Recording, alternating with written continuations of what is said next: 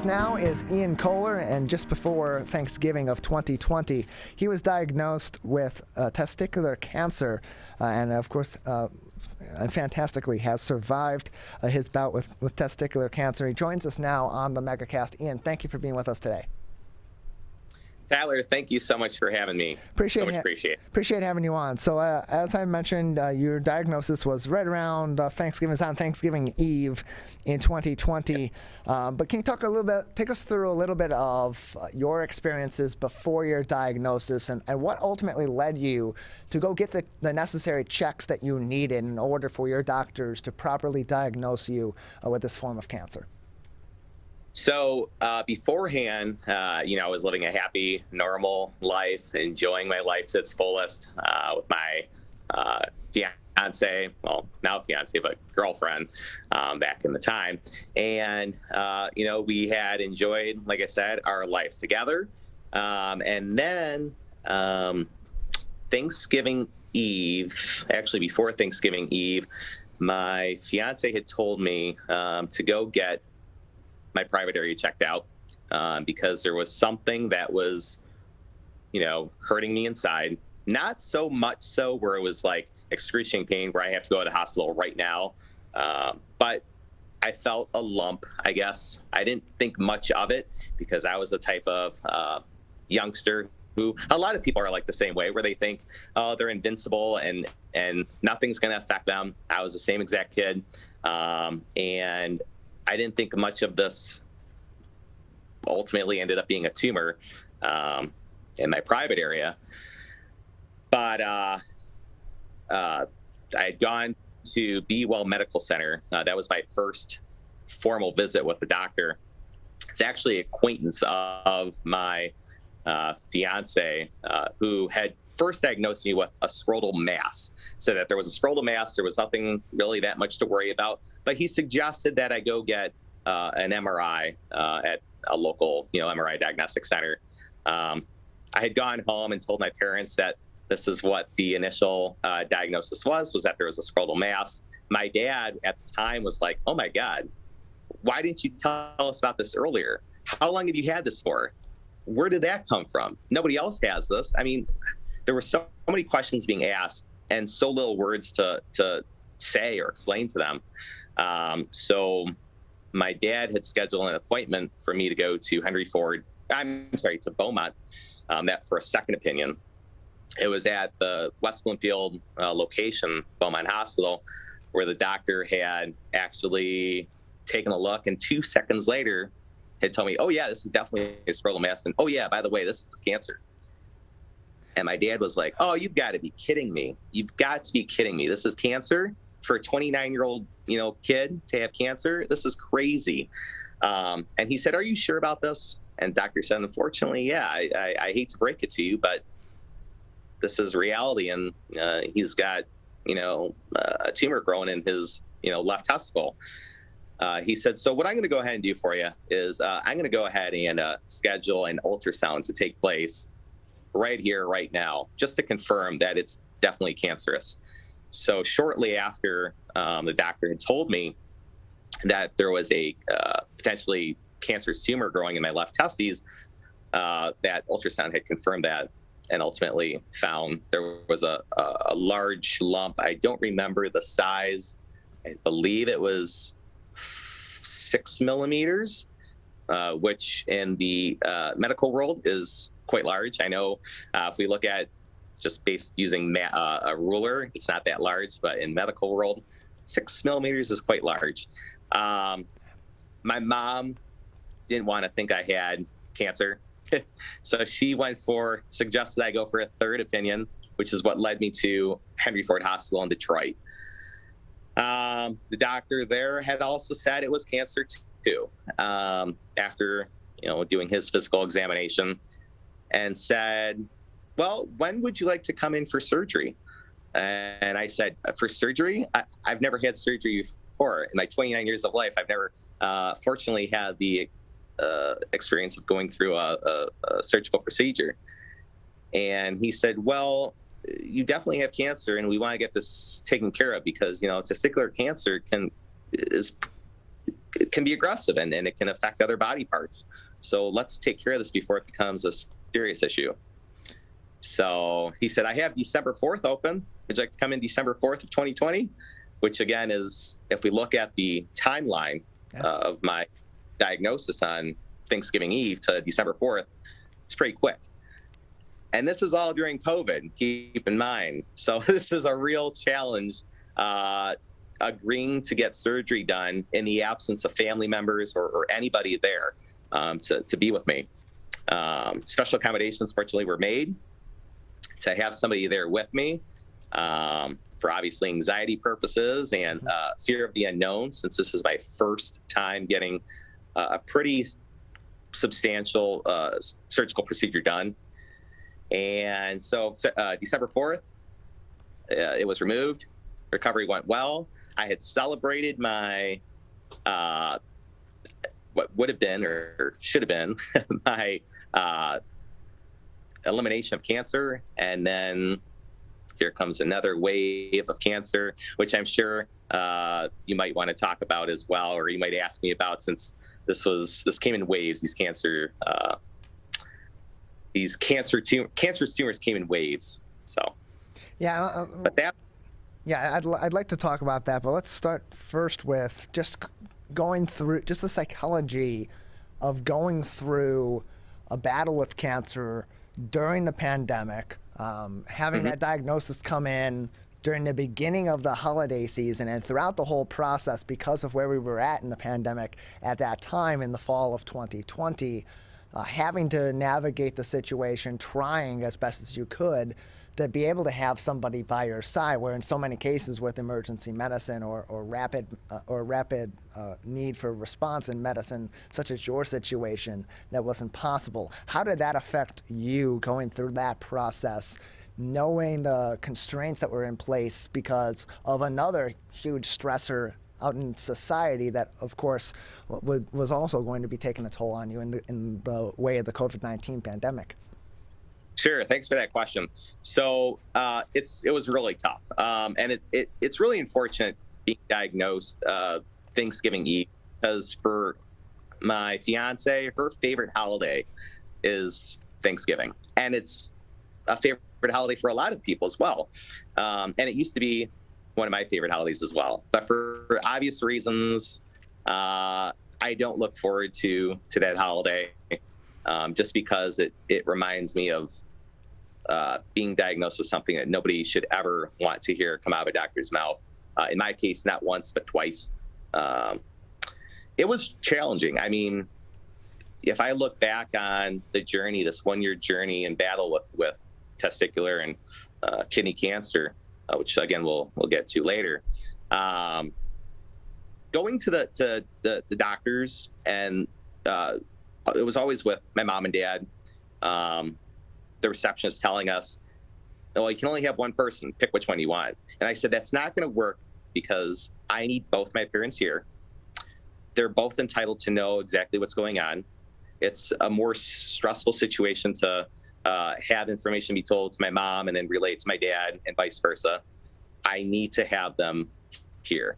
And so the receptionist, being very adamant about having one person, and it wasn't her fault, because obviously she's following protocol and procedures, but making phone calls to her superior or his superior, making the accommodations, whatever accommodations could be made. And then, of course, thankfully, we had Steve Kaplan, of course, our wonderful township supervisor of West Bloomfield, help us out by putting in a good word to make things happen, to allow for my mom and dad, or ultimately two people, to be present there with me at all times. If it wasn't my mom and dad, it was my mom and my fiance, or my dad and my fiance. But the stress of potentially not having both my parents, or the three people there that matter most to me, was awful. It was a horrible feeling inside. And so then you had the experience of you're getting the treatment for your testicular cancer. You get the operation to remove the tumor, and at that point you're excited. It's been a month into that process. You know you're getting through this a lot quicker than most people dealing with cancer would be getting through that. And you know, Sure. you're going into that with the mind. I would assume you went into that with the mindset of, I'm getting this operation. They're going to remove the cancer, and then it's going to be done for me. And what ends up happening is you then have another diagnosis. You have even more cancer that you weren't aware of, and have to go through treatment for that. How was that experience for you? Right. So this was actually found during a regular CT scan. After the removal of the left testes, I had gone in for, again, just a follow-up CT scan, and the doctors had noticed that there was a growth in my right kidney. Now, keep in mind, I had a tumor in my left testicle. Mm-hmm. So for something to appear in my right side of my body now is like, oh, this is something new.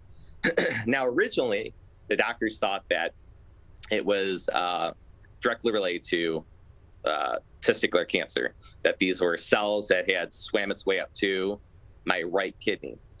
Now, from just looking at from a science perspective, it's very, very unlikely, though it could happen, but very unlikely for a cancer cell in the left testicle to travel to the right side of my body and to affect my kidney. Because testicular cancer actually follows a defined path, depending on which side you have it on. So for me, it would have followed a path. If it were to infect other body parts, it would have followed this path on the left side of my body. So for it to be on my right side really kind of shocked and surprised the doctors. I almost became a medical mystery to doctors through tumor board meetings. They really could not understand at the time how this kidney cancer got there from testicular cancer, or the derivation of my kidney cancers from testicular cancer. So then they had spoken to several colleagues of theirs. They got a hold of Dr. Einhorn, who is out of the University of Indiana. He is an expert in testicular cancer. And through, the interactions they had with him, the research they did on their own at Henry Ford Hospital, they had said, oh, well, this is a new cancer. This is kidney cancer on your right side, renal cell carcinoma, which is interesting because renal cell carcinoma is very common among elderly adults. And here it is observed in a 29-year-old man. So at that time, when they thought it was the result of testicular cancer, I had been upgraded to stage 2B cancer, which had worried me because when I had gone to my oncologist, she had said, well, if you're in stage 2B now, well, you're really left with no choice but to endure chemotherapy. And I said, oh, chemotherapy? I just got over celebrating the fact that I would be done with cancer with my, the removal of my left testes. Right. Now I'm faced with possibly going through chemotherapy. And the next question I ask is, how long do I have to spend, in chemotherapy? And at which point the doctor told me, oh, you're going to spend about, long enough to lose your hair. So for me, it was upsetting just to know that I would be faced with losing the hair that I have and looking totally different. How do I explain to family looking so different? And fortunately, we came across a doctor by the name of Dr. Craig Rogers, who has hands from God, who was able to perform a partial nephrectomy instead of a full nephrectomy on me. He was worried it would have to be a full nephrectomy because of the location of the tumor, especially where it was located in my body near a very important aortic valve. And he had told us it's very unlikely that you'll be able to have your full kidney just because of its placement, but I'll do my best.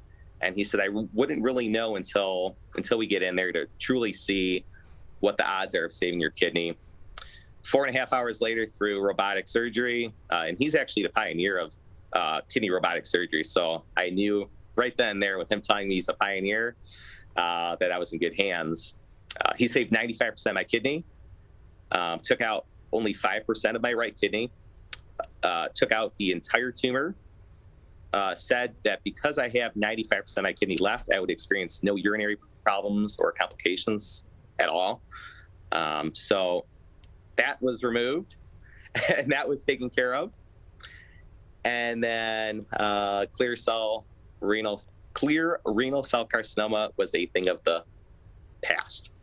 Well, that's really good to hear, Ian. We're joined by Ian Kohler, who is a testicular cancer survivor and a renal cell carcinoma survivor as well. So now, a year later, since your initial diagnosis, where do things stand? How are you feeling now? And from your doctors, what is your prognosis at this time?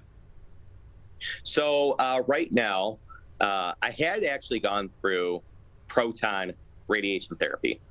And the reason for going through proton radiation therapy is because after the kidney cancer diagnosis, I had gotten a lymph node to appear inflamed, and they weren't sure if that was just an inflamed lymph node for just being sick, or if it was just a reactive lymph node, or if that too was from testicular cancer.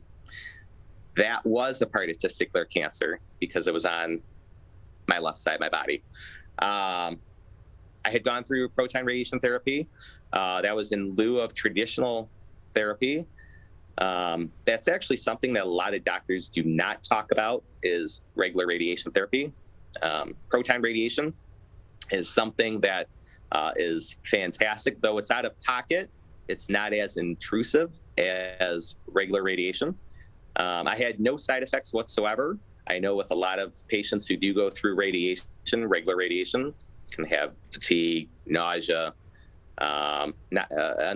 immobility, not wanting to do anything. I had zero side effects. That was done at Beaumont Hospital in Royal Oak under direction of Dr. Andrew Thompson. As of now, I feel great. Through it all, I have been working as a retail banker at PNC Bank in West Bloomfield. Nothing stopped me. Nothing prevented me from continuing my goals of moving up within the company as a banker. So that's where we are today. And we're still here. That's the background of my office right now. All that in one very eventful year for you, Ian. Ian Kohler is with us. He's a testicular cancer survivor. And now that we're back in these holidays again, a year later, now you are having gone through your bout with testicular cancer and with renal cancer as well, and gone through your proton radiation therapy as well. Going through all of that as a 29-year-old man, now in your 30s, in your early 30s, does that give you have you gained any sort of new perspective on life from going through that at such a young age and going through not one but two surprise bouts with cancer in the way that you did? Absolutely. So my perspective on life has changed tremendously. Life is too short. It can change on you in an instant. And I'm a living proof of that. One day you are enjoying a happy, healthy life, and then the next day you're told by a doctor the three words that you never want to hear is, you have cancer. And that really changes your perspective on life. Me telling my story, not only on the Civic Center TV channel, but to friends and family, I feel like it hits them a little bit harder to hear a 29-year-old at the time now, even a 30-year-old man talk about cancer. It's like, wow, life is short. I mean, here's a 30-year-old man that could have lost his life if he didn't do anything, if he continued to, sit by and just have time pass by, and without being encouraged to go visit a doctor by my fiance and my parents. If I was stubborn, I wouldn't be here. And that really speaks volumes. I mean, I'm young. I want to enjoy life. I want to see everything there is to see and do everything there is to do on this planet. And thankfully, having people there who cared about me, having an awesome support group, there for me as well to encouraged me to go get the treatment and help that I needed is exactly what was important for me to have in life. I just tell a lot of kids and people who do things that can increase their chances of getting cancer, whether it be lung cancer, kidney cancer, testicular cancer, esophageal cancer, whatever it is. Think about the actions that you do and the long-term consequences that can have on you. It's not fun. There's a reason cancer survivors are called survivors.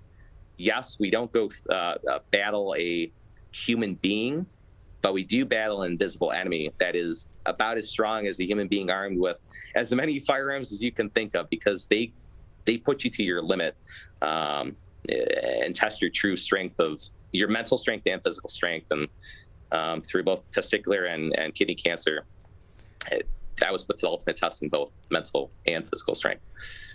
So Ian, just another few minutes with you before we'll say goodbye today. You had said that you had been experiencing groin area pain and some of those symptoms that ultimately led to you deciding, or being encouraged and then deciding to go get checked by your doctor in this manner for about 3 to 4 years. What advice do you have for people, especially young people and particularly young men who tend to not go get those regular checkups? What advice do you have for them, especially if they're experiencing symptoms, given your experiences over the past year? Well, they always say, if you see something, say something. Mm-hmm. If you feel something, do something. Because having this thing grow for 3 years and not saying anything about it is the biggest mistake I ever made. Because I just think about what would have been if I had told somebody years back about my situation. Maybe I wouldn't have had to go through proton radiation therapy. Maybe I wouldn't have to go through surgery. Maybe I could have gone through a lesser intrusive, painful procedure to get this taken care of.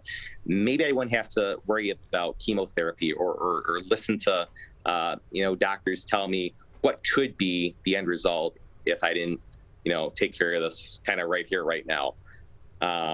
So I just say, if something doesn't feel right to you, it probably isn't right. And this is the same thing that's echoed to me at the bank. If something is not right to you, doesn't seem right about a particular transaction, don't do it. But it's the opposite logic in the medical world. If something doesn't feel right, do something about it. Do something. Go see your doctor. If your doctor is not available, go to urgent care. If urgent care isn't available, talk to somebody who may be a medical professional in your family. They'll offer free advice, hopefully.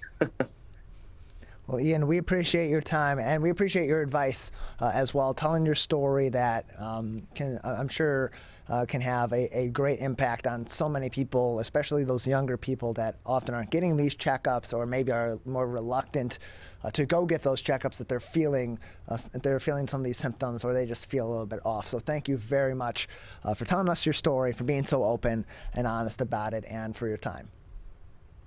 Thank you so much for having me, Tyler. It's much appreciated, and I enjoyed having this interview with you.